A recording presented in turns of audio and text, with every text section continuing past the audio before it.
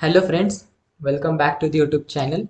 So in this video I'll explain you about the unit number 3 for deep learning. So the videos for the videos for ISR theory lectures of unit number 3 and 6 are already covered. So you can check out the links in the given in the description.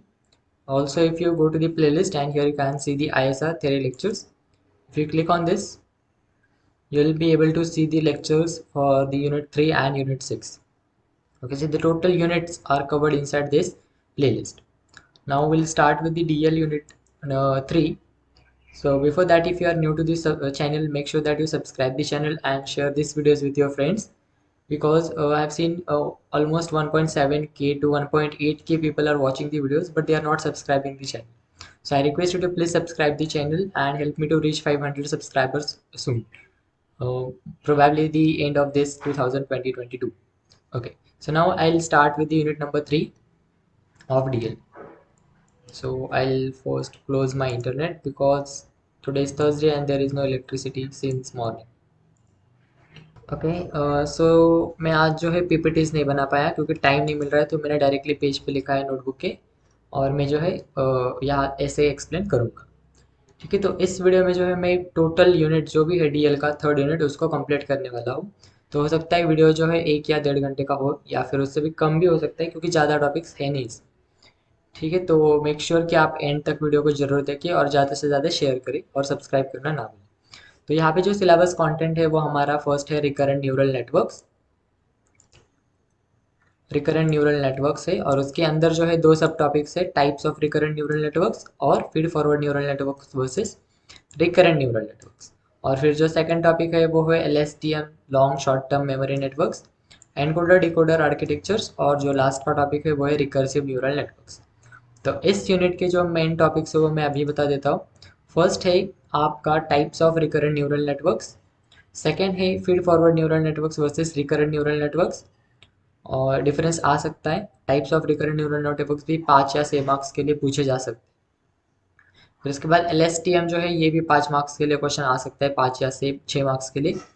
और encoder decoder architectures, तो ये recursive neural networks और जो introduction of your recurrent neural networks है ये ज़्यादा इतना important नहीं है। आप अगर डिफरेंस कर लेते हो तो रिकरेंट न्यूरल नेटवर्क्स में जो भी आप पॉइंट्स लिखोगे वही अगर आप थ्योरी पूछे जाए तो उसमें भी लिख सकते हैं।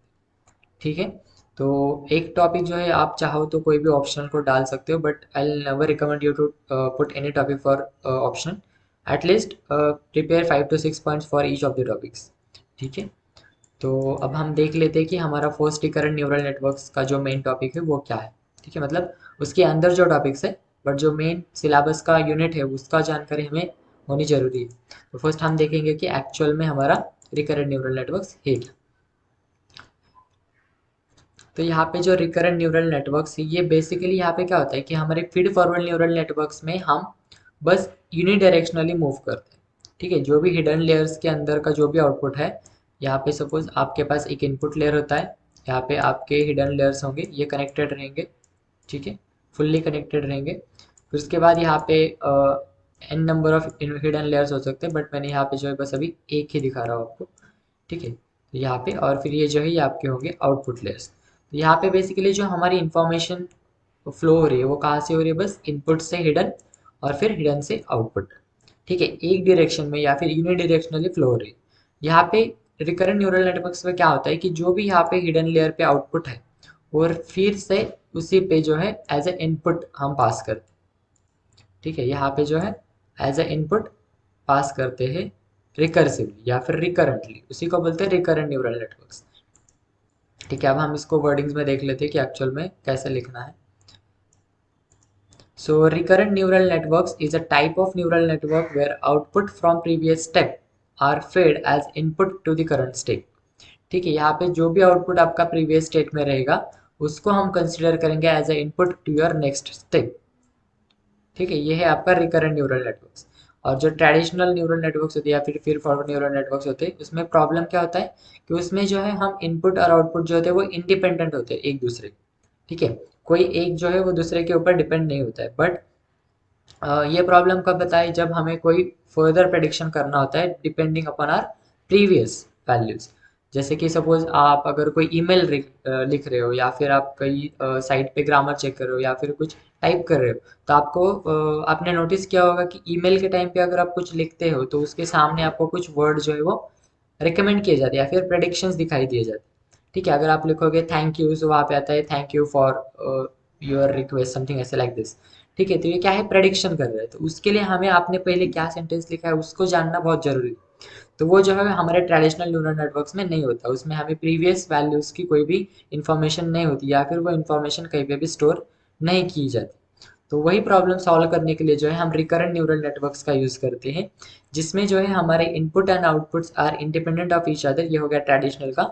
But when it is required to predict the next step of a problem, the previous steps are required, and hence there is a need to remember। यहाँ पर remember हो गया गलती से, यहाँ पे है remember the previous words। तो हमें previous information होनी चाहिए, या फिर previous हमने क्या किया है उसका हमें particular information या फिर values पता होनी चाहिए।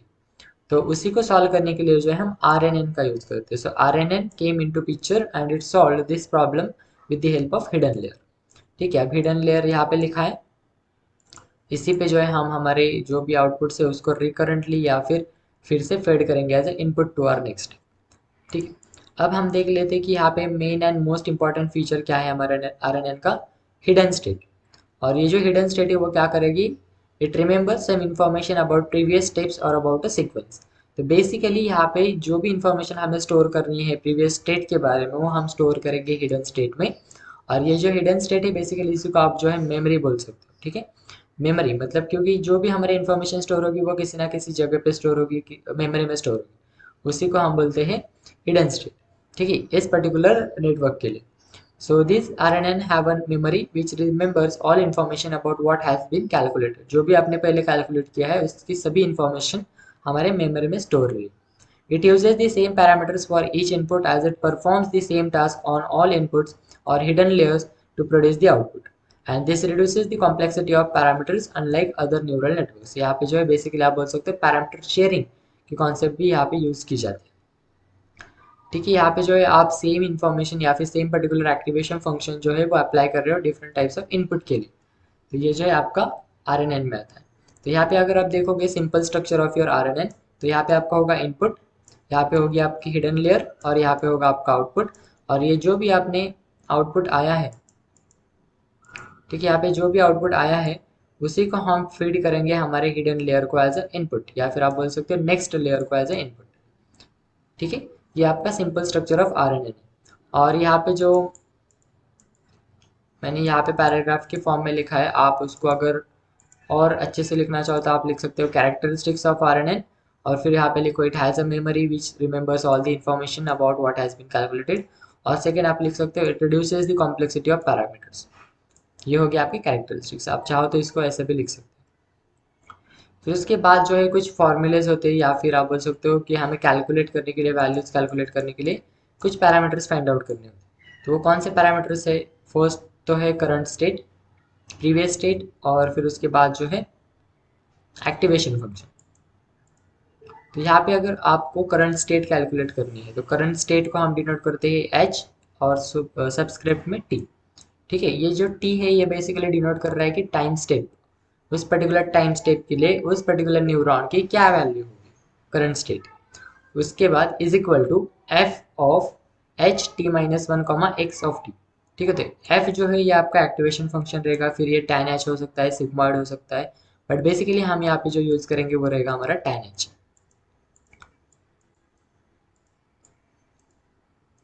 ठीक है, तो अब यहाँ पे डिनोट क्या कर रहे हैं वो देखेंगे, इस पर्टिकुलर टर्म्स क्या डिनोट कर रही है। तो एच ऑफ टी जो है ये डिनोट कर रही है करंट स्टेट, एफ जो डिनोट कर रहा है वो है आपका कोई भी एक्टिवेशन फंक्शन, हम यहाँ पे यूज करेंगे tan h। उसके बाद H of t minus one, ये एच टी जो डिनोट कर रहा है वो करंट स्टेट कर रहा है, तो ऑब्वियसली टी माइनस वन जो रहेगा वो प्रीवियस स्टेट को डिनोट करेगा। फिर उसके बाद जो एक्स ऑफ टी है वो डिनोट करेगा आपका इनपुट स्टेट। ठीक है, ये सिंबल्स या फिर जो भी टर्म्स है इनका मतलब क्या डिनोट कर रही है आपको पता होनी चाहिए। ठीक है, अब देख लेते हैं कि अगर हमें एक्टिवेशन फंक्शन अप्लाई करना है तो उसका फॉर्मूला क्या रहेगा। तो activation function can be applied using following formula. तो यहाँ पे एच ऑफ टी वही रहेगा जो हमारा करंट स्टेट है वो, tan h जो है ये हमारा एक्टिवेशन फंक्शन है, WHH, ये दोनों H जो है ये सबस्क्रिप्ट में है, H ऑफ T-1 ये फिर से जो है प्रीवियस स्टेट ही है, plus WXH and X of T जो है ये फिर से इनपुट स्टेट है। अब यहाँ पे दो नए टर्म्स आपको दिखाई दे रहे होंगे। फर्स्ट जो है वो है आपका WHH और जो सेकंड है वो है WXH। ठीक है, H जो डिनोट कर रहा है वो क्या डिनोट कर रहा है, वेट एट रिकरेंट न्यूरॉन, जो भी वेट है उस पर्टिकुलर रिकरेंट न्यूरॉन पे वो। और यहाँ पे WXH, तो यहाँ पे X आ रहा है मतलब ये इनपुट के रिलेटेड है कुछ, तो यहाँ पे डिनोट करेगा ये वेट एट इनपुट न्यूरॉन। तो ये फॉर्मूला अगर आप एक दो बार लिखोगे तो आपको समझ में आ जाएंगे और ध्यान में भी रह जाएंगे। ठीक है, अगर ये फॉर्मूला आप लिखते हो इंट्रोडक्शन में तो बहुत अच्छा है। फिर उसके बाद आउटपुट, फाइनली हमें आउटपुट कैलकुलेट करना है, तो आउटपुट कैलकुलेट जो करेंगे हम वो इस फॉर्मूले से करेंगे, y of t is equal to WHY, ये दोनों HY जो है ये सबस्क्रिप्ट में है, इंटू H ऑफ t। ठीक है, अब ये जो y ऑफ t डिनोट है ये क्या कर रहा है डिनोट देख लेते हैं। y ऑफ t डिनोट कर रहा है आउटपुट, WHY जो है ये डिनोट कर रहा है वेट एट आउटपुट लेयर, क्योंकि इसमें y आया है, जब x आया था तब ये था इनपुट लेयर, अब यहाँ पे y आया है तो ये हो गया आपका आउटपुट लेयर का वेट। और ये h ऑफ t है ये करंट स्टेट वो सेम रहेगा। ठीक है, कुछ सेम डिनोशन जो सिंबल्स है वो हम यूज़ कर रहे हैं बार बार। ठीक है, अब इसके बाद जो है एडवांटेजेस और डिसएडवांटेजेस भी देख लेते हो। तो एडवांटेजेस जो है RNN के वो हम यूज़ करते हैं जब हमें टाइम सीरीज का प्रेडिक्शन करना होता है तब, या फिर अगर कोई इमेज क्लासिफिकेशन के या फिर कोई पिक्सल आपको एक्सटेंड करना है तब उस केस में हम जो है RNN का यूज़ कर सकते हैं, जब उसका हम कॉन्वोल्यूशन न्यूरल नेटवर्क या फिर CNN या फिर कॉन्वोल्यूशन लेयर के साथ जो है कंबाइन करेंगे। डिसएडवांटेजेस क्या है, ग्रेडियंट वैनिशिंग प्रॉब्लम या फिर ग्रेडियंट एक्सप्लोडिंग प्रॉब्लम। फिर ट्रेनिंग जो है इस पर्टिकुलर RNN नेटवर्क्स के लिए डिफिकल्ट है और not very efficient in long sequences processing. ठीक है, ये जो है ये डिसएडवांटेजेस है। अब इस पे क्वेश्चन आ सकता है एक्सप्लेन न्यूरल नेटवर्क्स और एक्सप्लेन द टर्म RNN, ऐसे कुछ क्वेश्चन आ सकते हैं। तो उसमें जो है बेसिकली 5 मार्क्स के लिए या फिर 3 मार्क्स के लिए क्वेश्चन आ सकते हैं। अगर इस यूनिट के 3 क्वेश्चन आएंगे तो 3 मार्क्स के लिए क्वेश्चन आ सकते हैं। ठीक है, तो यहाँ पे आपको लिखना है कि इसमें बेसिकली मेन क्या है यहाँ पे, कि इसमें जो भी आउटपुट है वो आप फीड करते हो as a input to your current state, ये मेन इंपॉर्टेंट पार्ट है। और फिर उसके बाद आप लिख सकते हो कि ट्रेडिशनल के साथ क्या प्रॉब्लम था इसलिए हमने इसको यूज़ किया, वो लिख दो। फिर उसके बाद यहाँ पे जो है इसके अंदर जो मेमोरी होती है उसके बारे में लिखो, मेमोरी क्या करेगी, जो भी प्रीवियस इन्फॉर्मेशन है वो सब स्टोर करेगी। फिर उसके बाद इसमें कुछ कैरेक्टरिस्टिक्स है वो आप यहाँ पे लिख सकते हो। फिर उसके बाद ये डायग्राम ज़रूर निकालना, जिससे कि अगर आपने बाकी कुछ भी लिखा हो अगर डायग्राम आपने निकाली है तो ये देख के जो है आप एग्जामिनर समझ जाएगा कि आपको कॉन्सेप्ट समझ में आ चुका है। ठीक है, तो ये डायग्राम आप जरूर निकालना है जब भी रिकरेंट न्यूरल नेटवर्क पूछा जाए तो। फिर उसके बाद जो है एक्टिवेशन फंक्शंस की ये फॉर्मूलेज आप लिख सकते हो। अगर सारे के सारे ध्यान में नहीं रहते तो आप करंट स्टेट का और आउटपुट स्टेट का भी लिखे तो भी चल जाएगा, बट वैसे ये भी कुछ हार्ड नहीं है एक्टिवेशन फंक्शन का, बस 2 टर्म जो है वो इसमें ऐड हो जाता है। ठीक है, उसके बाद एडवांटेजेस और डिसएडवांटेजेस। ठीक है, ये था हमारा फर्स्ट टॉपिक, या फिर आप बोल सकते हैं कि जो सिलेबस का टॉपिक था वो मेन। उसके बाद हम देखेंगे कि types of recurrent neural networks. तो यहाँ पे जो टाइप्स मैंने डिस्प्ले किए वो है 1 to 1, 1 to many, many to 1 और many to many। किसी बुक में या फिर कई ऑनलाइन सोर्सेज पे आपको अलग टाइप्स दिखेंगे रिकरेंट न्यूरल नेटवर्क्स के, जिसमें LSTM होगा या फिर कुछ बाइनरी का ऐसे कुछ तो है। तो अगर आपने वो प्रिपेयर किया है तो वो भी चलेगा, बट अगर नहीं प्रिपेयर किया है कुछ तो आप ये प्रिपेयर कर सकते हो, ये ईजी है एज कम्पेयर टू दैट। ठीक है, ये अंडरस्टैंड करने के लिए आपको ईजी है। और यहाँ पे जो है ये बेसिकली रिलेटेड टू जैसे कि कार्डिनलिटीज होती है हमारे DBMS में या फिर रिलेशनल डेटाबेसेस में, वो अगर आपको पता है तो ये इजीली आपको समझ में आ जाएगा। तो यहाँ पे 4 टाइप्स है रिकरेंट न्यूरल नेटवर्क्स के। फर्स्ट है 1 to 1, तो ये जो फर्स्ट टर्म है वो डिनोट करेगी इनपुट, ये जो सेकंड टर्म है वो डिनोट करेगी आउटपुट। सो सिमिलरली यहाँ पे होगा एक इनपुट एक आउटपुट, यहाँ पे होगा एक input number of multiple outputs, यहाँ पे मल्टीपल इनपुट्स होंगे एक आउटपुट रहेगा, यहाँ पे मल्टीपल इनपुट्स मल्टीपल आउटपुट्स होंगे। अब इसके भी जो है कुछ 2 टाइप्स है उसको भी हम डिस्कस करेंगे, बट अगर क्वेश्चन 5 मार्क्स के लिए आता है तो इसके टाइप्स आपको जो है एक्सप्लेन करने की ज़रूरत नहीं है। आप ये 4 टाइप्स और प्लस रिकरेंट न्यूरल नेटवर्क्स की डेफिनेशन भी अगर लिख देते तो 5 मार्क्स आपको मिल जाएंगे, 4.5 तो मिल ही जाएंगे।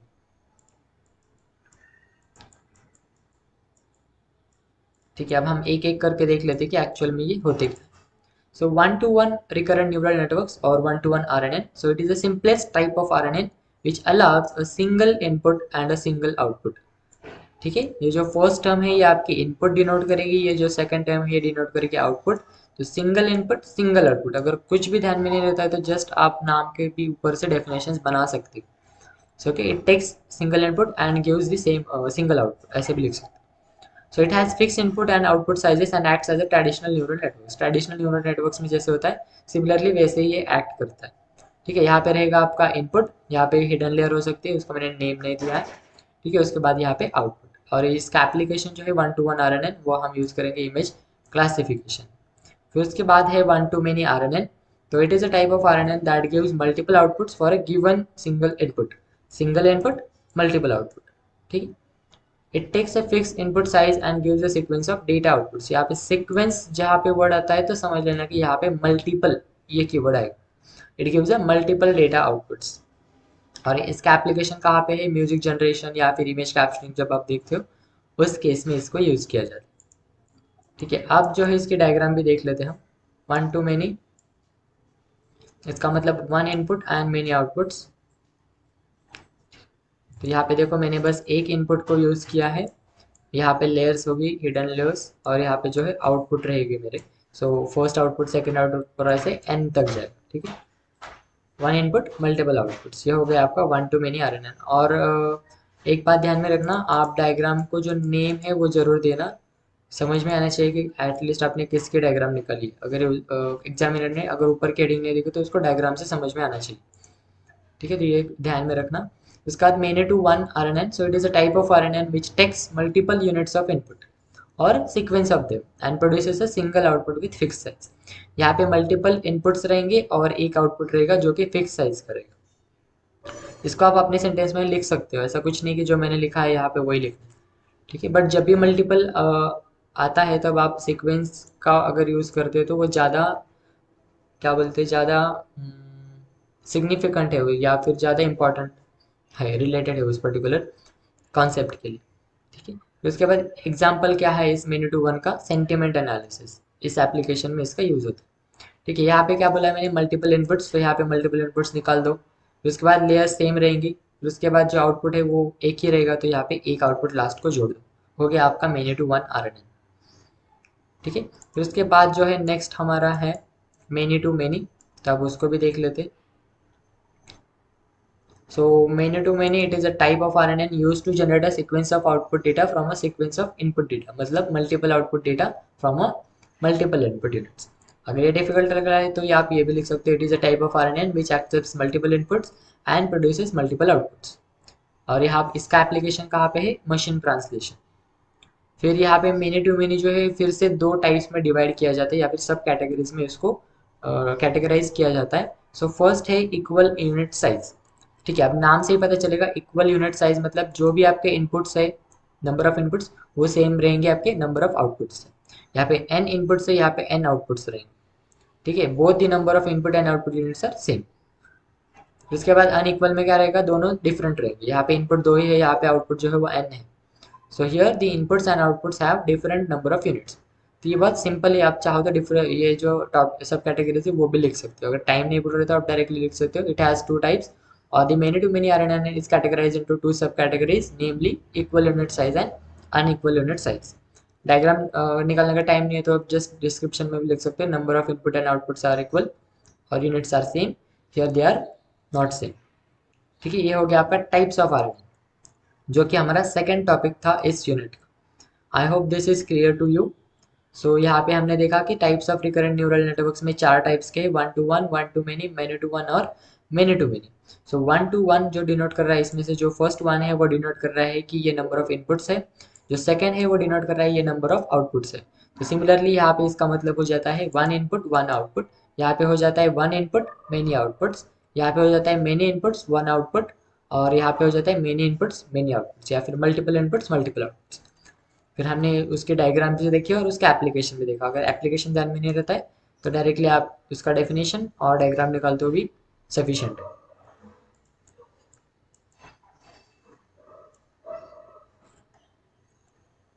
अब हम देख लेते हैं फीड फॉरवर्ड न्यूरल नेटवर्क्स और रिकरेंट न्यूरल नेटवर्क्स में डिफरेंस क्या है।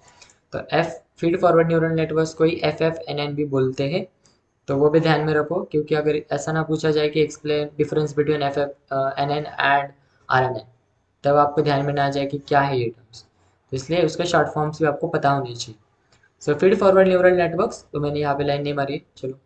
So information only flows in one direction, यहाँ पे जो भी इन्फॉर्मेशन फ्लो होती है वो आपकी एक ही डायरेक्शन में फ्लो होती है, मतलब इनपुट लेयर से हिडन लेयर से आउटपुट बैक, या फिर उल्टा जो है रिवर्स में उसको अलाउड ही नहीं है इन्फॉर्मेशन को फ्लो करने को। बट हम रिकरेंट न्यूरल नेटवर्क्स में, जैसे कि हमने बोला कि हम हिडन लेयर पे सेल्फ लूप्स यूज करते हैं, या फिर आप बोल सकते हो कि उसका आउटपुट जो है as a input to the next step देते हैं। इसका मतलब हम बैक डायरेक्शन में या फिर रिवर्स डायरेक्शन में फ्लो कर रहे हैं। तो हम आगे की डायरेक्शन में भी फ्लो कर रहे हैं और पीछे की डायरेक्शन में फ्लो कर रहे हैं। इसका मतलब हो गया यहाँ पे जो इन्फॉर्मेशन फ्लो कर रही है वो हो गई बाई डायरेक्शनल, और यहाँ पे वो हो गई यूनिडायरेक्शनल। ठीक है, यहाँ पे आप लिख सकते हैं information flows in unidirectional, here information flows in by directional because it makes use of self loops, ऐसे भी आप लिख दे तो भी चलता है। So it simply takes into account the current input and isn't able to recall anything from the past outside its schooling. तो इस पूरे सेंटेंस का ये मीनिंग है कि इसमें बस हम करंट इनपुट को ही कंसिडर करते हैं, उसके प्रीवियस स्टेट की वैल्यूज़ को या फिर प्रीवियस इनपुट वैल्यूज़ को कंसिडर नहीं करते, क्योंकि इसमें हम जो है आगे की डायरेक्शन में फ्लो कर रहे थे, इसलिए हम पीछे का जो है इसमें कुछ कंसिडर नहीं करेंगे। बट यहाँ पे जो रिकरेंट न्यूरल नेटवर्क है, it takes into account both the current input and the lessons it has learned from prior inputs when making a decision. तो इसमें करंट इनपुट को भी कंसिडर किया जाता है और प्रायर या फिर प्रीवियस इनपुट के वैल्यूज़ को भी कंसिडर किया जाता है, क्योंकि हम उसी को जो है प्रीवियस इनपुट्स या फिर आउटपुट जो है उसी को as a input to the next step there. ठीक है, ये मेन पॉइंट है। फिर इसके बाद feed forward neural networks creates an output after assigning a weight matrix to it inputs. यहाँ पे बस एक ही जो है यहाँ पे करंट इनपुट को ही कंसिडर कर रहे हैं, तो हम जो भी वेट मैट्रिक्स है वो अप्लाई करेंगे हमारे बस इनपुट्स को ही। यहाँ पे जो है हम दोनों को कंसिडर कर रहे हैं, करंट इनपुट को भी और प्रीवियस इनपुट को भी या फिर प्रायर इनपुट को भी। तो इसलिए हम जो वेट अप्लाई करेंगे वो दोनों पे अप्लाई करेंगे। So R N N weight both the current and prior input, and also it adjust the weights for back propagation via time and gradient descent. यहाँ पे बैक प्रोपोगेशन भी होता है, तो इसलिए उसमें भी जो है ये अप्लाई कर देता है वेट। पर ये अगर ध्यान में नहीं रहता है तो बस इतना लिखा तो भी चलेगा, it applies weight on current and prior input. फिर उसके बाद जो फीड फॉरवर्ड न्यूरल नेटवर्क है उसमें जो हमारा न्यूरॉन होता है वो इंडिपेंडेंट होता है उस पर्टिकुलर लेयर के अंदर। बट हमारे जो रिकरेंट न्यूरल नेटवर्क है उसमें जो न्यूरॉन होता है वो इंडिपेंडेंट नहीं होता, वो डिपेंडेंट होता है प्रीवियस स्टेट के आउटपुट पे। ठीक है, तो ये हो गया आपका ये पॉइंट, फोर्थ पॉइंट। तो उसके बाद फिफ्थ पॉइंट जो है complexity of F N N is low. F N N और feed forward neural network F F N N. So यहाँ पे जो कॉम्प्लेक्सिटी बोल रहे हैं क्योंकि इसमें बैक प्रोपोगेशन नहीं है, इसका स्ट्रक्चर ज़्यादा कॉम्प्लेक्स नहीं है, और यहाँ पे जो आर एन एन है उसका कॉम्प्लेक्स स्ट्रक्चर है, तो इसलिए इसकी कॉम्प्लेक्सिटी जो है वो ज़्यादा है। यहाँ पे speed is high in F N N, क्योंकि यहाँ पे स्ट्रक्चर ही ज़्यादा कॉम्प्लेक्स नहीं है तो स्पीड ज़्यादा रहेगी। यहाँ पे कॉम्प्लेक्स स्ट्रक्चर है तो इसमें कंपटीशन या फिर जो आउटपुट मिलेगा उसमें थोड़ी सी टाइम हो सकता है या फिर डिले हो सकता है, तो इसलिए इसकी स्पीड जो है वो स्लो है। फिर आप ये डायग्राम निकाल देना, इससे जो है आपको ज़्यादा मार्क्स मिल सकते हैं, क्योंकि यहाँ पे इजीली समझ में आता है कि फीड फॉरवर्ड न्यूरल नेटवर्क्स में इन्फॉर्मेशन जो है एक ही डायरेक्शन में फ्लो हो रही है। यहाँ पे ये है आपके इनपुट, ये है आपके आउटपुट्स, सॉरी हिडन लेयर्स। यहाँ पे आप आउटपुट चाहो तो जोड़ सकते हो, बट अगर आप आउटपुट जोड़ रहे हो तो ये सारे जो फर्स्ट न्यूरॉन के आउटपुट्स है वो सभी को आपको जोड़ने हैं, फिर इसके भी जो है ये सभी को जोड़ने हैं, क्योंकि ये जो है फुल्ली कनेक्टेड ग्राफ होता है।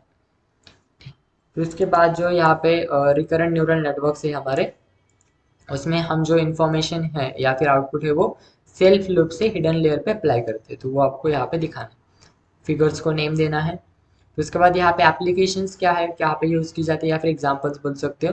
तो फीड फॉरवर्ड न्यूरल नेटवर्क्स को हम पैटर्न रिकॉग्निशन, स्पीच रिकॉग्निशन या फिर कैरेक्टर रिकॉग्निशन में यूज़ करते हैं, तो यहाँ पे सभी रिकॉग्निशन है।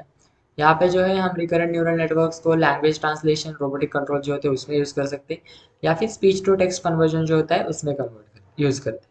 तो ये एप्लीकेशंस भी है या फिर एग्जाम्पल भी बोल सकते हैं। ठीक है, तो ये हमारा थर्ड पॉइंट जो था हमारे सिलेबस का, feed forward neural network versus recurrent neural network. ये डिफरेंस आने के चांसेस बहुत ज़्यादा है 5 मार्क्स के लिए।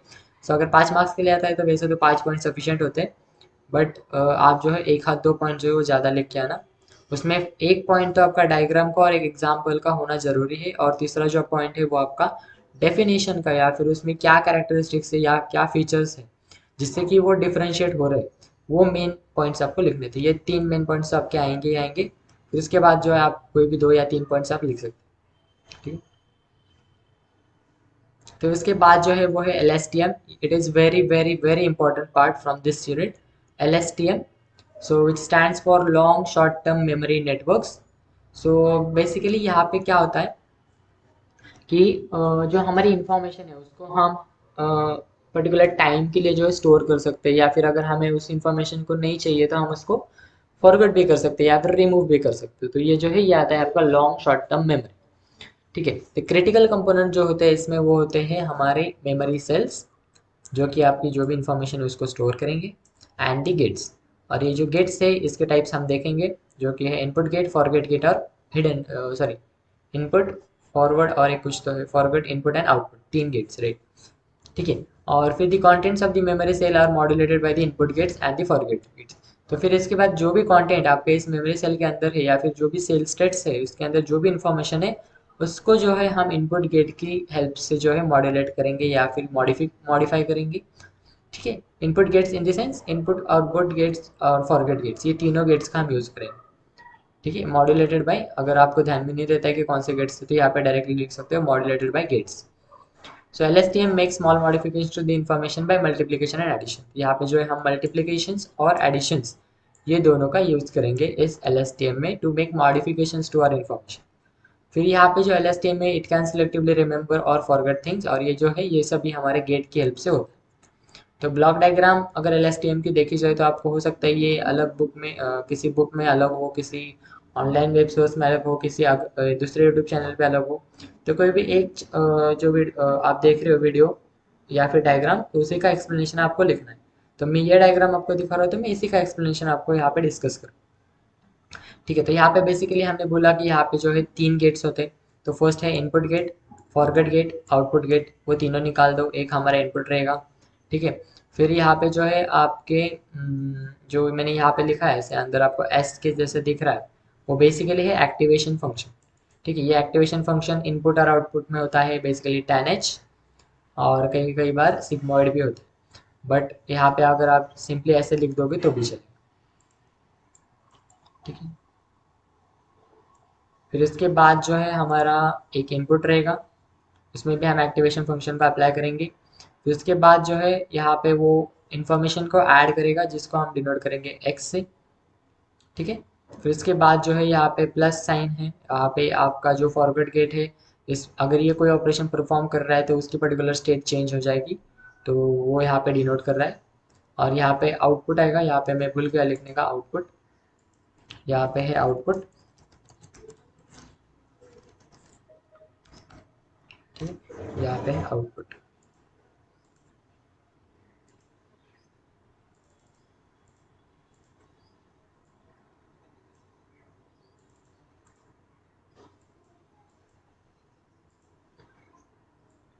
ये हो गया आपका आउटपुट, ठीक है। तो ये डायग्राम से ये ध्यान में रखना कि कैसे निकाली है, एक बार निकाल देना तो ध्यान में आ जाएगा। बेसिकली ये जो सेकंड इनपुट का है वो इससे साथ कनेक्ट करो, ये जो है ये इसके साथ कनेक्ट करो, ये जो है इसके साथ कनेक्ट करो। ये आउटपुट रहेगा, ये इनपुट रहेगा, इसमें हम मल्टीप्लिकेशन करेंगे फिर उसके बाद एडिशन करेंगे, ठीक है। एरोज भी ध्यान में रखना कि ये यहाँ से यहाँ जा रहा है, ये यहाँ से यहाँ आ रहा है, ठीक है। और फिर ये यहाँ से बाकी सब गेट्स को कनेक्शन दे रहा है, ठीक है, LST। अब हम देख लेते कि एक्चुअल में इसके अंदर क्या क्या होता है। सो LSTM network is comprise of different memory blocks जिनको हम सेल्स बोलते हैं, और फिर वहाँ पे 2 स्टेट्स होती है।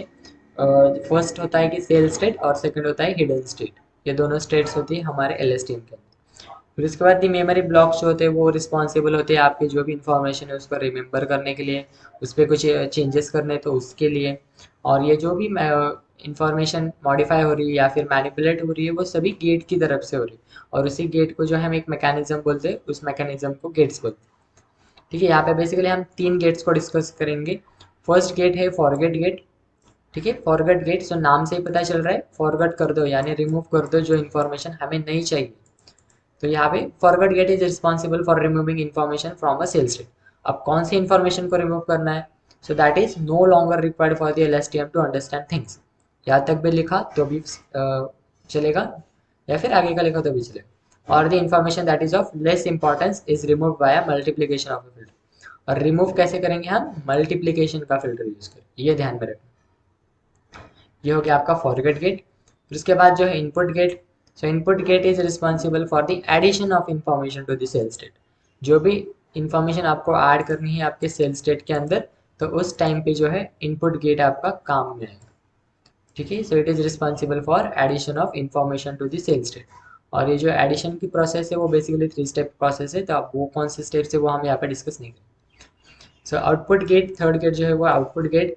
सो यहाँ पे क्या होता है, आउटपुट गेट का काम बेसिकली ये होता है कि अगर कोई आउटपुट हमें देना है या फिर पर्टिकुलर सेल स्टेट में कोई वैल्यूज आ रही है, तो वो वैल्यूज उस पर्टिकुलर टाइम में आउटपुट करना इंपॉर्टेंट नहीं होता है या फिर वो इतनी यूजफुल नहीं होती।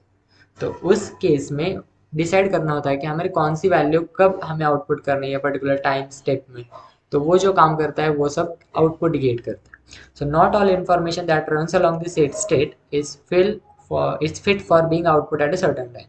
मतलब जो भी इंफॉर्मेशन आपकी सेल स्टेट के अंदर है वो आउटपुट करने के लिए अभी इम्पॉर्टेंट नहीं है या फिर मीनिंगफुल नहीं है उस पर्टिकुलर सर्टेन टाइम के लिए। ठीक है, फिर अब ये जो काम है, रिस्पॉन्सिबिलिटी है या फिर ये जॉब कौन करते हैं, हमारे आउटपुट गेट करते हैं। So the job of selecting useful information from the current cell state and showing it out as an output is done by the output gate। अगर ये सेंटेंस में लिख दो तो भी चलेगा, ऊपर का अगर आपको ज़्यादा हार्ड लग रहा है या फिर समझ में नहीं आ रहा है तो। ठीक है, so selecting useful information from the current cell state and showing it out as an output is done by the output gate. तो ये आपका LSTM का थर्ड गेट है जो कि आउटपुट गेट। तो ये था आपका fourth topic, I guess fourth ही है। ठीक है, इसमें हमने पढ़ा कि LSTM क्या होता है। सो LSTM ये बहुत इंपॉर्टेंट टॉपिक है, ये जरूर करके जाना, इसको ऑप्शन में मत डालना। सो यहाँ पे जो है हम बेसिकली इसके अंदर जो है इंफॉर्मेशन को स्टोर कर सकते हैं, जब चाहे तब हम उसको डिलीट भी कर सकते हैं, और अगर हमें चाहिए कि वो इन्फॉर्मेशन ज़्यादा टाइम तक स्टोर रहे तो हम वो भी इसमें कर सकते हैं। और ये जो भी कंटेंट है या फिर ये जो भी मॉडिफिकेशन या फिर इंफॉर्मेशन स्टोर हो रही है वो सब हो रही है हमारे मेमोरी सेल्स और गेट की तरफ से और गेट की हेल्प से। अब ये गेट जो है ये बेसिकली यहाँ पे 3 टाइप्स के गेट होते हैं। ठीक है, तो उन गेट की तरफ से हम जो है कोई इन्फॉर्मेशन को स्टोर कर सकते हैं ज़्यादा टाइम तक, कोई इन्फॉर्मेशन को डिलीट भी कर सकते हैं, कोई इन्फॉर्मेशन का आउटपुट भी कर सकते हैं। ठीक है, और यहाँ पे जो मॉडिफिकेशन के लिए जो भी हम करेंगे वो हम करेंगे बाय मल्टीप्लिकेशन एंड एडिशन। ठीक है, और यहाँ पे ब्लॉक डायग्राम हमने एक्सप्लेन की। अगर आपको आता है कि explain the layout of LSTM, तब भी आप यही डायग्राम निकालो तो भी चलेगा। Explain block diagram of LSTM आए तो भी यही निकालोगे तो भी चलेगा, या फिर I explain the structure of LSTM तो भी अगर आपने ये निकाला तो भी चलेगा। ठीक है, और अगर आप कोई और सोर्सेज से देख रहे हो तो वो निकाला तो भी चलेगा, बट आपको उसी डायग्राम का एक्सप्लेनेशन फिर लिखना होगा। यहाँ पे आपको ध्यान में रखना है कि कौन से गेट्स किस न्यूरॉन से या फिर किस वैल्यू सेल से कनेक्टेड है, वो एरोस कहाँ से कहाँ जा रहे हैं और उनकी जो एक्टिवेशन फंक्शन है वो कैसे डिनोट किए। उसके बाद हमने देख लिया कि उसके अंदर 2 स्टेट्स होती है, सेल स्टेट और हिडन स्टेट। और मेमोरी ब्लॉक जो होते हैं वो रिस्पॉन्सिबल होते हैं हमारे इन्फॉर्मेशन को रिमेंबर करने के लिए, और जो भी मैनिपुलेशंस या फिर मॉडिफिकेशंस करेंगे वो करेंगे हम एक मैकेनिज्म की हेल्प से, जिस मैकेनिज्म का बोलते हैं गेट्स। फिर उस गेट्स के हमने टाइप्स देख लिए, या फिर 3 टाइप के गेट्स होते हैं वो देख लिए। फॉरवर्ड गेट जो कि यूजफुल रहेगा हमारे जो भी इंफॉर्मेशन हमें नहीं चाहिए उसको निकालने के लिए या फिर रिमूव करने के लिए फ्रॉम द सेल स्टेट। फिर उसके बाद जो इनपुट गेट है वो बेसिकली हम यूज़ करेंगे to add information to the cell state. Cell state में इंफॉर्मेशन ऐड करने के लिए हम जो इनपुट गेट को यूज़ करेंगे, और जो एडिशन की ये जो प्रोसेस है वो 3 स्टेप प्रोसेस है। फिर उसके बाद आउटपुट गेट में हम क्या करते हैं, जो भी यूजफुल इंफॉर्मेशन है हमारे करंट सेल स्टेट में से उसको हम एक्सट्रैक्ट करेंगे और उसको आउटपुट करेंगे यूजिंग आर आउटपुट गेट। तो ये था आपका LSTM या फिर लॉन्ग शॉर्ट टर्म मेमोरी का जो टॉपिक था इस यूनिट का वो। फिर उसके बाद जो नेक्स्ट टॉपिक है वो है आपका encoder decoder architecture. This is also very very very important. So यहाँ पे जो है बेसिकली इनकोडर डिकोडर को समझने के लिए आप कंसिडर कर सकते हो best way is encryption decryption. ठीक है, इनक्रिप्शन डिक्रिप्शन आपको पता होगा, आपने CNS में भी पढ़ा होगा। ठीक है, तो यहाँ पे क्या करते हैं, हम कोई इन्फॉर्मेशन अगर है हमारे पास है, आप कंसिडर करो आपका पासवर्ड। जब आप पासवर्ड डालते हो तो वो आप ह्यूमन रीडेबल फॉर्मेट में डालते हो, बट जब वो स्टोर होता है बैकएंड में तब वो एक क्या बोलते हैं, कुछ अल्फा न्यूमेरिक वैल्यूज का कॉम्बिनेशन होता है। तो वो जो है अगर आप एक भी पढ़ोगे तो आपको समझ में नहीं आएगा कि एक्चुअल में पासवर्ड क्या है। तो उसको ही बोलते हैं हम सिफर टेक्स्ट, जो कि ह्यूमन रीडेबल नहीं होता है। और फिर उस सिफर टेक्स्ट को अगर हम अगेन ह्यूमन रीडेबल फॉर्म में अगर कन्वर्ट करना चाहे तो हम यूज़ करते हैं वहाँ पे डिक्रिप्शन का। तो वही है यहाँ पे इनकोडर डिकोडर और इनकोडर डिकोडर आर्किटेक्चर। सो इनकोडर बेसिकली क्या करता है, जो भी आपका इनपुट सीक्वेंस है उसको लेता है और उसको एक सिफर टेक्स्ट के फॉर्म में, जिसको हम यहाँ पे बोलेंगे वेक्टर रिप्रेजेंटेशन या फिर टू डायमेंशनल वेक्टर रिप्रेजेंटेशन के फॉर्म में। और फिर उस vector to dimensional vector representation को अगर हमें फिर से आउटपुट के सीक्वेंस में कन्वर्ट करना है तब हम यूज़ करेंगे डिकोडर का। ये बेसिक अंडरस्टैंडिंग अगर आपको है इंक्रिप्शन डिक्रिप्शन की तो आपको ये इजीली रिलेट कर पाओगे आप। सो अब देख लेते हैं कि इसको लिखना कैसे है। So encoder decoder architectures can handle input and outputs that both consist of variable length sequences. तो यहाँ पे वेरिएबल लेंथ सीक्वेंसेस जो होती है उसको ये कंसिडर हैंडल कर सकता है, जैसे कि हम रिकरेंट न्यूरल नेटवर्क्स में करते थे। They are suitable for sequence to sequence problems such as machine translation. तो ये बेसिकली यूज़ करते हैं हम मशीन ट्रांसलेशन में। उसके बाद the encoder takes a variable length sequence, the encoder takes a variable length, ये माउस से ना बहुत problem, so it takes a variable length sequence as input and transform it into a state with a fixed shape। अब ये कौन से state में इसको कन्वर्ट करेगा, हमारे वेक्टर रिप्रेजेंटेशन के फॉर्म। ठीक है, फिर उसके बाद decoder then maps the encoded state of a fix shape to a variable length sequence. Variable length sequence आप ले रहे हो इनपुट में, तो बेसिकली आउटपुट में भी आपको वही मिलेगा।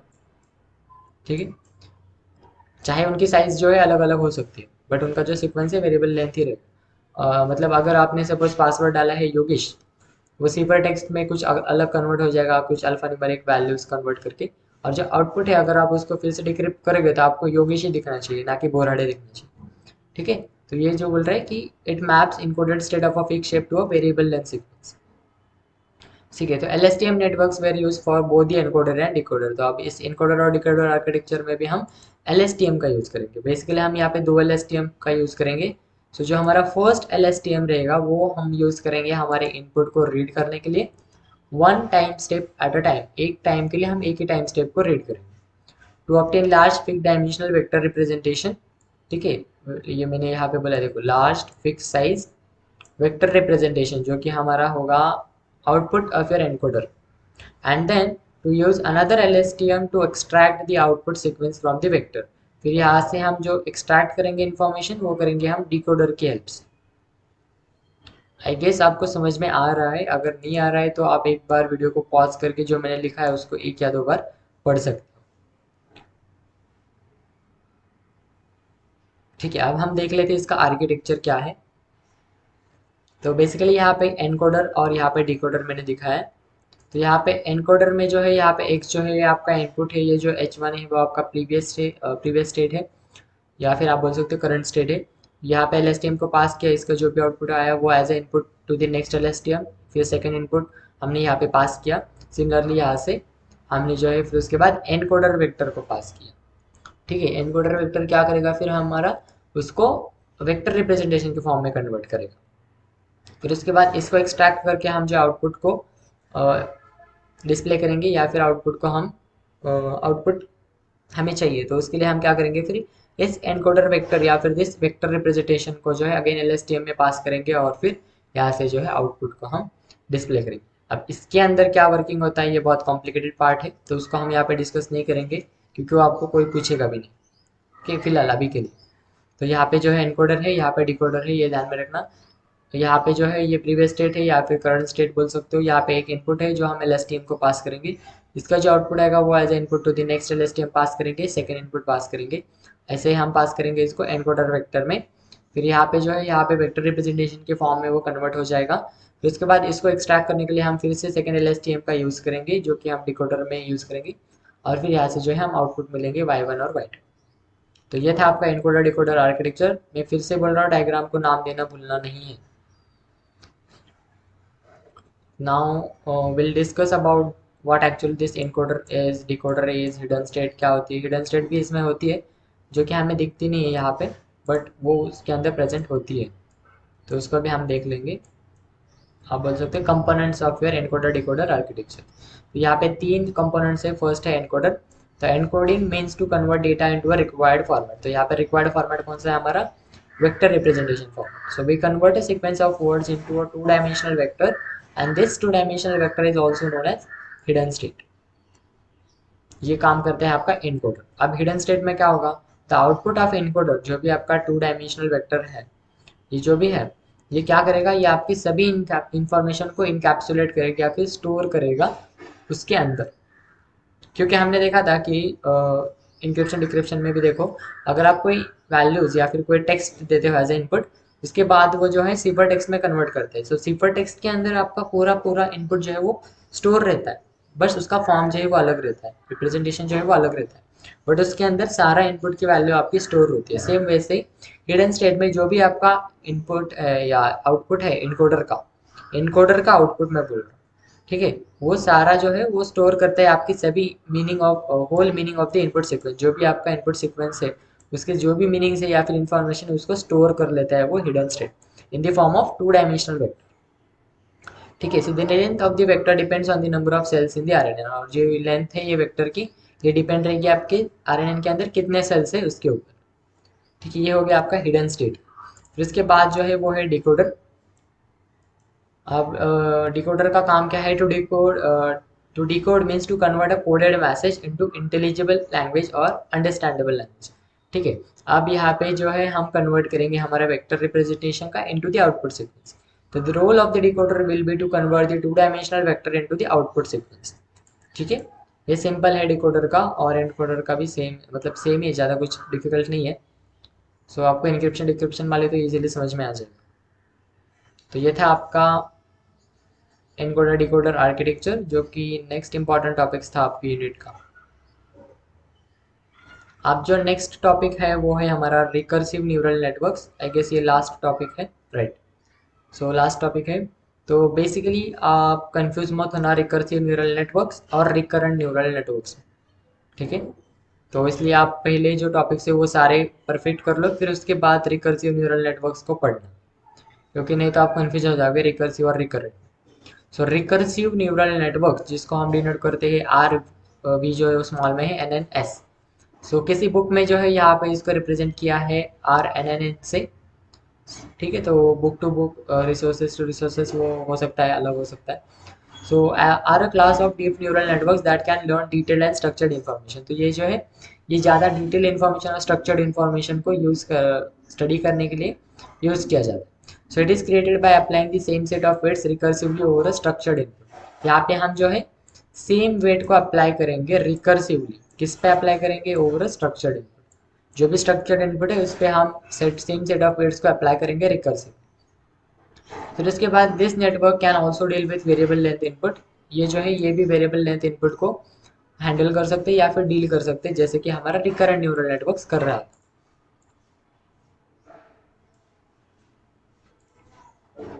फिर इसके बाद जो है recursive neural networks can handle hierarchical data due to their deep tree like structure.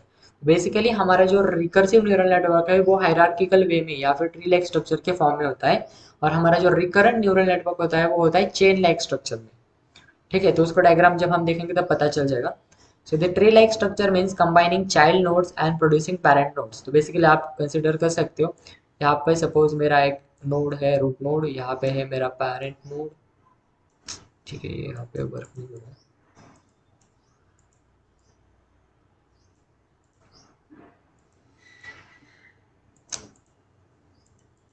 ठीक है, आप कंसिडर करो यहाँ पे मेरे पास एक ट्री है लाइक दिस, और इस पर्टिकुलर नोड के कोई चाइल्ड नोड्स हैं, सेम इसके भी है। तो आपको जो है इसको कंसिडर करना है फ्रॉम बॉटम अप अप्रोच, ऐसे। अगर ऐसे कंसिडर करोगे तो आपको समझ में आ जाएगा।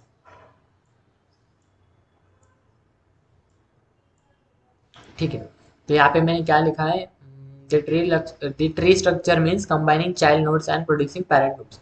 तो अगर आप इन दोनों चाइल्ड नोड्स को कंबाइन करोगे तो यहाँ पे आपको क्या मिल रहा है, पेरेंट नोड।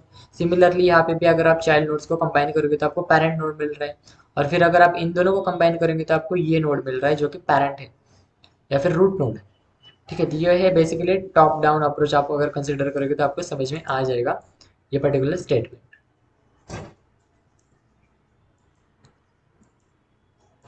अब जो नेक्स्ट है वो है each child node, sorry each child parent bond has a weight matrix and similar children have the same weights. मतलब जो भी पेरेंट और चाइल्ड के बीच में कनेक्शन है या फिर नोड है, बॉन्ड है, उसमें हम वेट मैट्रिक्स को असाइन करेंगे और जो सिमिलर चिल्ड्रंस होंगे उनको हम सेम वेट असाइन करेंगे। ठीक है, चाइल्ड पेरेंट बॉन्ड के लिए हम वेट मैट्रिक्स असाइन करेंगे, मैट्रिक्स है, और जो सिमिलर चिल्ड्रंस है उनके लिए हम सेम वेट को असाइन करेंगे। फिर नंबर ऑफ चिल्ड्रन जो होते हैं वो पर्टिकुलर नोड के अंदर वो फिक्स रहेंगे। फिर उसके बाद जो एफिशिएंसी है वो रिकरेंस न्यूरल नेटवर्क की वो ज़्यादा है as compare to your feed forward neural networks. फिर इसके बाद जो रिकर्सिव न्यूरल नेटवर्क है, they are just a generalization of your recurrent network. Generalization मतलब हम क्या कहते हैं बेसिकली यहाँ पे चेन लाइक स्ट्रक्चर जो होता है रिकरेंट न्यूरल नेटवर्क्स में, उसी को हम जो है ट्री लाइक स्ट्रक्चर के फॉर्म में कन्वर्ट कर दें, तो वही हो जाता है आपका रिकर्सिव न्यूरल नेटवर्क। अब डायग्राम देख लेते हैं तो फिर आपको जो इजीली वो समझ में आ जाए। तो यहाँ पे देख लो, यहाँ पे जो है ये मेरा है रिकरेंट न्यूरल नेटवर्क, जिसमें जो है चेन लाइक स्ट्रक्चर है। ठीक है, चेन लाइक स्ट्रक्चर है, चेन लाइक स्ट्रक्चर एक के बाद एक के बाद एक। ठीक है, और यहाँ पे जो है यहाँ पे आप देख सकते हो ट्री लाइक स्ट्रक्चर के फॉर्म में। तो यहाँ पे मेरे इनपुट्स है, ये दोनों कंबाइन करके एक पैरेंट नोड मिल रहा है, फिर ये और उसके साथ ये कंबाइन करेंगे तो ये पैरेंट नोड मिल रहा है, फिर उसके बाद ये और ये कंबाइन करोगे तो आपको ये पैरेंट नोड मिल रहा है। तो ये है आपका रिकर्सिव न्यूरल नेटवर्क। तो आप रिकर्सिवली जो है इस पर्टिकुलर नोड पे आउटपुट्स फॉर्म कर रहे हो और फिर उस आउटपुट को फिर किसी और के साथ कंबाइन करके दूसरा आउटपुट को जो है वो डिस्प्ले कर रहे हो। तो ये होता है आपका रिकर्सिव न्यूरल नेटवर्क्स। तो मैं फिर से बोल रहा हूँ, आपको जो है पहले बाकी सभी टॉपिक्स को करना है, फिर उसके बाद इस पे मूव हो जाओ, नहीं तो आपको बहुत सारा कन्फ्यूजन होगा रिकर्सिव और रिकरेंट में। ठीक है, तो मेरे को नहीं लगता ये ज़्यादा आ सकता है, क्योंकि इसमें 5 या 6 मार्क्स के लिए बाकी भी बहुत सारे टॉपिक्स हैं जिस पे क्वेश्चंस आ सकते हैं, बट बता नहीं सकते, यूनिवर्सिटी क्वेश्चन में डाल भी सकती है, तो इसलिए आप प्रिपेयर करके रख लो उस टॉपिक। तो अब हम देख लेते हैं समरी इस पूरे यूनिट की। ये जो है पूरा यूनिट ज़्यादा टॉपिक्स नहीं थे तो इसलिए मैंने जल्दी से वीडियो बना दी। तो यहाँ पे जो है हमने पहले देखा कि रिकरेंट न्यूरल नेटवर्क्स क्या होते हैं। ठीक है, बेसिकली यहाँ पे जो है हम जो भी क्या बोलते हैं आउटपुट है हिडन लेयर का, उसी को हम एज अ इनपुट दे देते हैं नेक्स्ट स्टेप के लिए, या फिर आप बोल सकते हैं सेल्फ लूप जो है हम उसमें यूज़ करते हैं। और जो ट्रेडिशनल न्यूरल नेटवर्क्स होते हैं उसमें जो भी इनपुट और आउटपुट होते हैं वो इंडिपेंडेंट रहते हैं। तो इसलिए हमें प्रॉब्लम आती है कि जब हमें कोई नेक्स्ट प्रेडिक्शन करना होता है तब हमें प्रीवियस इनपुट की या फिर प्रीवियस वैल्यूज़ की इन्फॉर्मेशन होनी चाहिए, बट वैसे ट्रेडिशनल में नहीं होता है। तो उसी प्रॉब्लम को सॉल्व करने के लिए जो है हम आरएनएन या फिर रिकरेंट न्यूरल नेटवर्क्स को यूज़ करते हैं, और इसमें जो है ये प्रॉब्लम सॉल्व की जाती है यूजिंग योर हिडन लेयर। फिर उसके बाद जो है यहाँ पे हिडन लेयर के अंदर, सॉरी रिकरेंट न्यूरल नेटवर्क्स के अंदर कुछ कैरेक्टरिस्टिक्स है। तो फर्स्ट है कि उसके अंदर मेमोरी होती है जो कि इन्फॉर्मेशन या फिर प्रीवियस इन्फॉर्मेशन को स्टोर कर सकती है। फिर उसके बाद सेकंड है कि ये जो है कॉम्प्लेक्सिटी ऑफ पैरामीटर्स को रिड्यूस करती है या फिर पैरामीटर शेयरिंग को यूज़ करती है। तो उसके बाद हमने सिंपल स्ट्रक्चर देख लिया ये निकालने का जब भी आपको रिकरेंट न्यूरल नेटवर्क्स पूछा जाए तो। ठीक है, और ये जो सेल्फ लूप आपको दिख रहा है वो बहुत इंपॉर्टेंट है इस डायग्राम में। तो इसके बाद हमने कुछ फार्मूलेज देख लिए। फर्स्ट जो फार्मूला था वो हमारा करंट नेटवर्क करंट स्टेट के लिए था, जिसमें ये एच ऑफ टी था वो करंट स्टेट था, या अपना एक्टिवेशन फंक्शन था। ये tan h हो सकता है, सिग्मा हो सकता है। ठीक है, फिर उसके बाद यहाँ पे जो टर्म्स है, ये जो फर्स्ट टर्म है वो है हमारी प्रीवियस स्टेट, ये जो है ये है करंट स्टेट। फिर उसके बाद हमने देखा कि एक्टिवेशन फंक्शन अगर हमें अप्लाई करना है तो उसका फार्मूला क्या रहेगा। तो h of t current state पे हम अप्लाई कर रहे हैं तो is equal to tan h जो कि हमारा एक्टिवेशन फंक्शन है। उसके अंदर दो टर्म्स है, फर्स्ट टर्म है WHH जो कि डिनोट कर रही है weight at recurrent neuron, h of t minus one जो कि प्रीवियस स्टेट को डिनोट कर रही है, डब्ल्यू ऑफ एक्स एच जो कि डिनोट कर रहा है वेट एट इनपुट न्यूरॉन, और एक्स टी जो है वो हमारा करंट इनपुट स्टेट या फिर इनपुट बोल सकते हैं। ठीक है, उसके बाद हमने देख लिया कि आउटपुट कैसे कैलकुलेट करना है, तो उसको हम डिनोट करेंगे वाई ऑफ टी से, और उसका फार्मूला है WHY। तो ये WHY जो है वो है हमारा वेट एट आउटपुट लेयर, और जो एच ऑफ टी है वो है हमारा सेम जो कि है करंट स्टेट। उसके बाद एडवांटेजेस और डिसएडवांटेजेस हमने देखे। सो डिसएडवांटेजेस में जो था, जब हमें टाइम सीरीज के प्रेडिक्शन करने थे तब हम इसको यूज़ कर सकते हैं, या फिर कोई पिक्सल को एक्सटेंड करना है, नेबरहुड पिक्सल को एक्सटेंड करना है, तब हम इसको यूज़ कर सकते हैं, बट जब हम इसको कन्वोल्यूशन लेयर के साथ कंबाइन करेंगे तब। डिसएडवांटेजेस क्या है इसमें, वैनिशिंग ग्रेडियंट वैनिशिंग प्रॉब्लम या फिर ग्रेडियंट एक्सप्लोडिंग प्रॉब्लम आती है। ट्रेनिंग जो है इसको डिफिकल्ट है ट्रेन करना, और जो it is not very efficient in long sequences process. अगर आपके पास लॉन्ग सीक्वेंसेस है तो इसमें हम जो है ज़्यादा एफिशिएंट नहीं होता ये आर। ठीक। उसके बाद हमने देखा कि types of recurrent neural networks, तो यहाँ पे बेसिकली हमने चार टाइप्स को डिस्कस किया। फर्स्ट था one to one, one to many, many to one और many to many. Many to many के फिर से दो टाइप्स हमने देखे, इक्वल साइज यूनिट्स और unequal size units, unequal unit size. ठीक है, तो यहाँ पे वन टू वन में जो फर्स्ट वन है या फिर वन टर्म, फर्स्ट टर्म जो है वो डिनोट कर रही है input, number of inputs. Second जो टर्म है वो डिनोट कर रही है नंबर ऑफ आउटपुट्स। तो यहाँ पे हो गया एक इनपुट एक आउटपुट, एक input number many outputs, multiple inputs one output, multiple inputs multiple outputs. तो यहाँ पे डायग्राम्स को आप देख लेना, एप्लीकेशन ध्यान में रहता है तो लिख देना, अगर नहीं रहता है तो इट्स ओके। डायग्राम को नाम देना भूलना मत। इसके बाद जो हमने देखा वो था हमारा difference between feed forward neural networks और रिकरेंट न्यूरल नेटवर्क्स। तो फीड फॉरवर्ड न्यूरल नेटवर्क्स को ही हम शॉर्ट फॉर्म में अगर लिखे तो एफ एन एन भी लिखते हैं या फिर एफ एफ एन एन भी लिखते हैं। फिर यहाँ पे जो इन्फॉर्मेशन फ्लो होती है वो यूनिडायरेक्शनली फ्लो होती है। यहाँ पे जो इन्फॉर्मेशन फ्लो होती है रिकरेंट न्यूरल नेटवर्क्स में वो बाई डायरेक्शनली फ्लो होती है। यहाँ पे जो है हमारा बस करंट इनपुट को कंसिडर किया जाता है। यहाँ पे जो है आपका current input plus your prior input या फिर प्रीवियस इनपुट को भी कंसिडर किया जाता है। फिर इसके बाद यहाँ पे बस करंट इनपुट को ही कंसिडर किया जाता है, तो यहाँ पे हम वेट मैट्रिक्स जो है वो बस इनपुट पे ही अप्लाई करेंगे, और यहाँ पे जो है हम करंट इनपुट पे भी अप्लाई करेंगे और प्रायर इनपुट पे भी अप्लाई करेंगे वेट्स को। ठीक है, फिर उसके बाद जो है यहाँ पे न्यूरॉन जो होता है वो इंडिपेंडेंट रहता है आपका एफएनएन में, और इन पर्टिकुलर सेम लेयर। और यहाँ पे जो न्यूरॉन होता है वो इंडिपेंडेंट नहीं रहता है आपका सेम लेयर के। फिर कॉम्प्लेक्सिटी जो है एफएनएन की वो लेस है या फिर लो है as compare to your RNN. तो यहाँ पे स्पीड जो है वो ज़्यादा है योर एफएनएन की as compare to your RNN. फिर यहाँ पे डायग्राम्स निकाल देना। यहाँ पे आप चाहो तो आउटपुट के भी नोड्स कनेक्ट कर सकते हो, बट अगर आप वो निकाल रहे हो तो मेक श्योर कि आप ये सारे जो भी आउटपुट्स है वो सभी नोड्स को कनेक्ट करो, क्योंकि ये फुल्ली कनेक्टेड होता है। अगर ये रॉन्ग निकाल दिया तो हो गया, फिर इससे अच्छा है कि आप इतने रहो। और यहाँ पे ये लूप निकलना कंपलसरी है। फिर उसके बाद जो है एग्जांपल्स या फिर एप्लीकेशंस बोल सकते हो, तो यहाँ पे जो है रिकग्निशन के लिए यूज़ किया जाता है। यहाँ पे रोबोटिक कंट्रोल या फिर आपकी जो भी स्पीच टू टेक्स्ट कन्वर्जन होते हैं उसमें जो है इसको हम यूज़ करें। उसके बाद नेक्स्ट टॉपिक जो था वो था एलएसटीएम। ये बहुत इंपॉर्टेंट टॉपिक है। तो एलएसटीएम में बेसिकली हम जो है इन्फॉर्मेशन को स्टोर भी कर सकते हैं, या फिर अगर हमें वो इन्फॉर्मेशन नहीं चाहिए तो उसको हम डिलीट भी कर सकते हैं। तो इसके अंदर जो कंपोनेंट्स होते हैं वो होते हैं मेमोरी सेल और गेट्स, जो कि हमारे एलएसटीएम को कंट्रोल करेंगे, या फिर मेन कंपोनेंट्स होते हैं। फिर उसके बाद जो कंटेंट्स ऑफ मेमोरी सेल्स होते हैं उनमें जो भी इंफॉर्मेशन आप चेंज करना चाहो या फिर मॉड्यूलेट करना चाहो या फिर मॉडिफाई करना चाहो, तो वो होते हैं आपकी गेट की हेल्प से। फिर उसके बाद यहाँ पे जो है मल्टीप्लिकेशंस और एडिशंस का हम यूज़ करते हैं हमारे गेट्स के साथ जो है इंफॉर्मेशन को मॉडिफाई करने के लिए। फिर उसके बाद जो है यहाँ पे ब्लॉक डायग्राम को हमने कंसिडर किया। यहाँ पे तीन गेट्स हैं, यहाँ पे इनपुट है, यहाँ पे मल्टीप्लिकेशन है, यहाँ पे एडिशन है, यहाँ पे आउटपुट आपको डिस्प्ले होता है। इसके बाद एरोज को आपको देखना है कि कौन से कहाँ से जा रहे हैं, कहाँ कौन सा कनेक्ट हो रहा है। इसके बाद जो है यहाँ पे आप एक्टिवेशन फंक्शन को जो है यहाँ पे डिनोट करना मत भूलना। ये बेसिकली यहाँ ऐसे एस के जैसे है, ठीक है, इंटीग्रेशन साइन नहीं है बट ऐसे एस के जैसे, ठीक है, या फिर सिग्मा भी आप लिख सकते हो। ब्लॉक डायग्राम ऑफ एलएसटीएम, और इसी को आप लेआउट ऑफ एलएसटीएम भी बोल सकते हो, स्ट्रक्चर ऑफ एलएसटीएम भी बोल सकते हो। फिर उसके बाद हमने देखा कि एलएसटीएम के अंदर जो है दो डिफरेंट मेमोरी ब्लॉक्स होते हैं जिनको हम सेल्स बोलते हैं। फिर उसके बाद वो भी दो स्टेट्स होते हैं, फर्स्ट होता है सेल स्टेट और हिडन स्टेट। फिर मेमोरी ब्लॉक्स जो होते हैं वो यूज़ करते हैं हम टू स्टोर और रिमेंबर थिंग्स, और जो मैनिपुलेशंस होता है वो होता है गेट्स के थ्रू। अब गेट्स के भी हमने यहाँ पे तीन टाइप्स देखे। फॉरवर्ड गेट जो कि यूज़ होगा हमारे कोई इन्फॉर्मेशन अगर हमें नहीं चाहिए या फिर वो यूज़फुल नहीं है तो उसको हम जो है रिमूव कर देंगे या फिर डिलीट कर देंगे सेल स्टेट्स। और ये जो होगा वो होगा आपका multiplication of a flag filter use कर। फिर उसके बाद इनपुट गेट जो है वो आपके इन्फॉर्मेशन को ऐड करने के लिए यूज़ किया जाता है, आपके सेल स्टेट में इन्फॉर्मेशन ऐड करने के। और ये जो प्रोसेस है वो बेसिकली 3 स्टेप प्रोसेस होती है।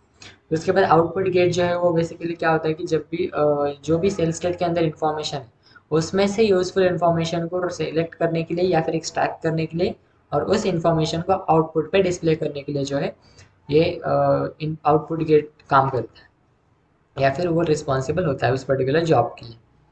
उसके बाद जो नेक्स्ट टॉपिक था वो था एनकोडर डिकोडर आर्किटेक्चर। ये भी बहुत इंपॉर्टेंट टॉपिक है।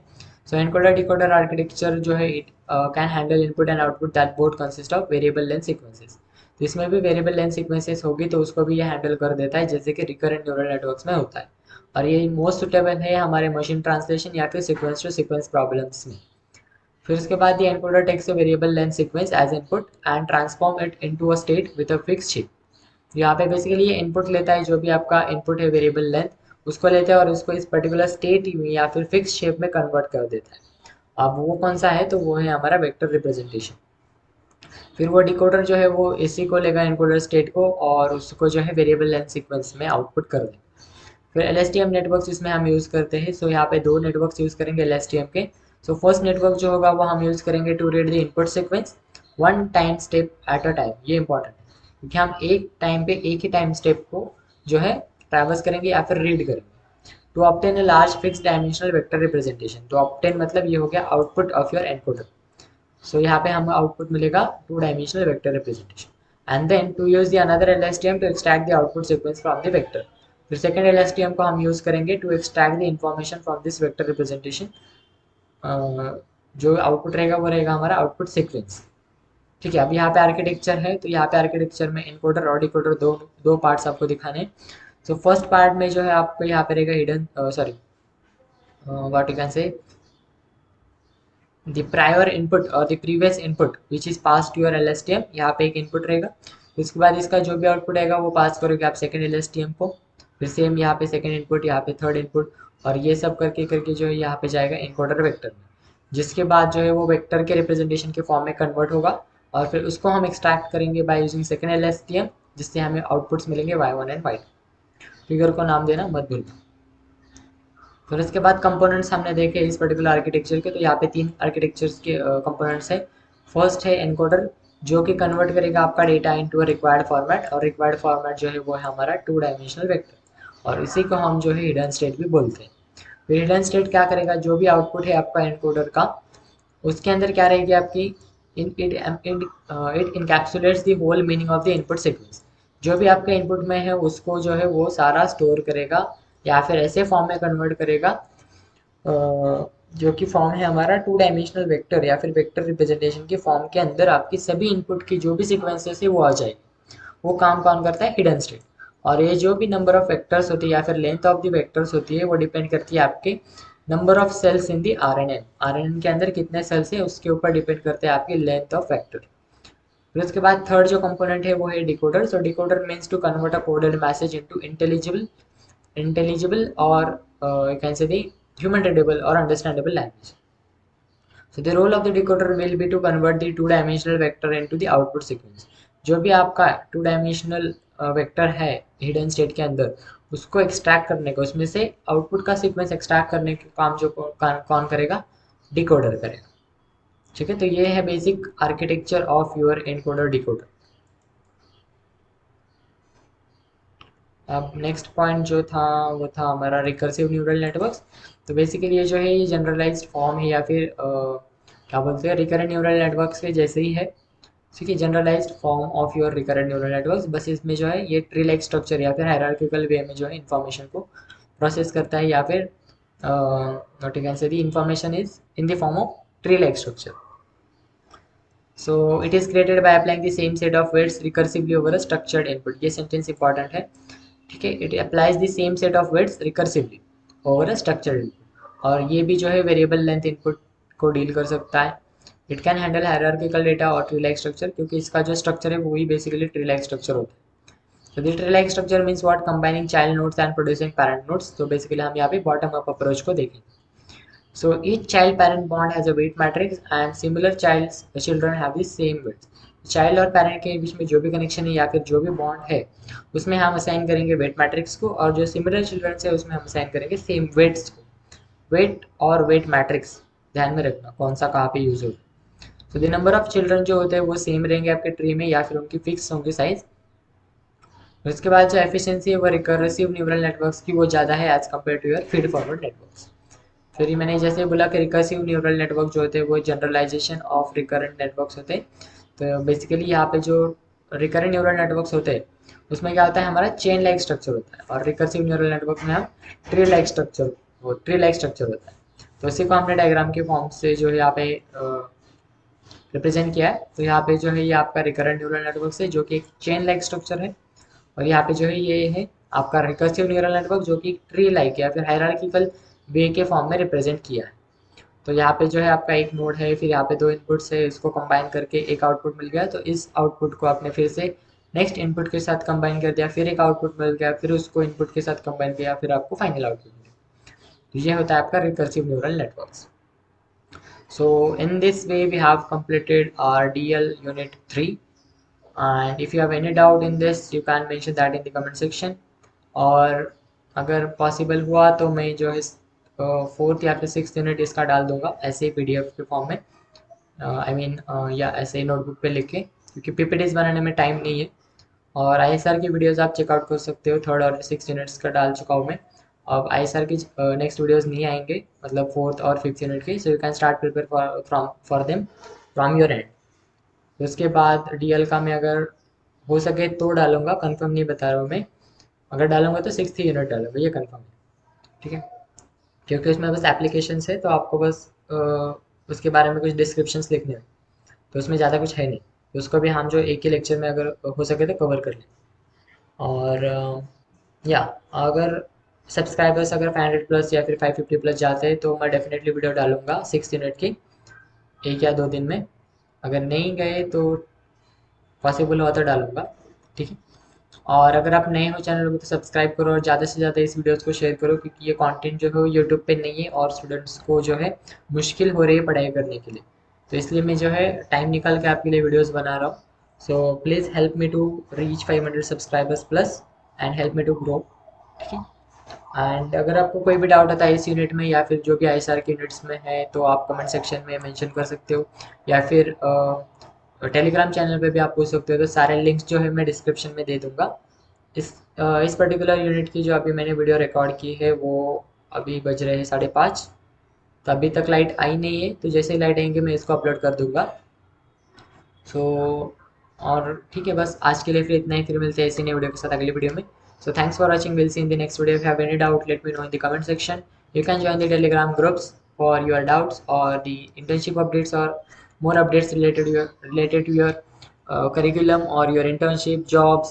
Okay, so do check out the links in the description. And if you have any doubt, let me know in the comment section. So we'll see you in the next video. Till then, keep practicing, keep learning, and all the best for your end sem examination.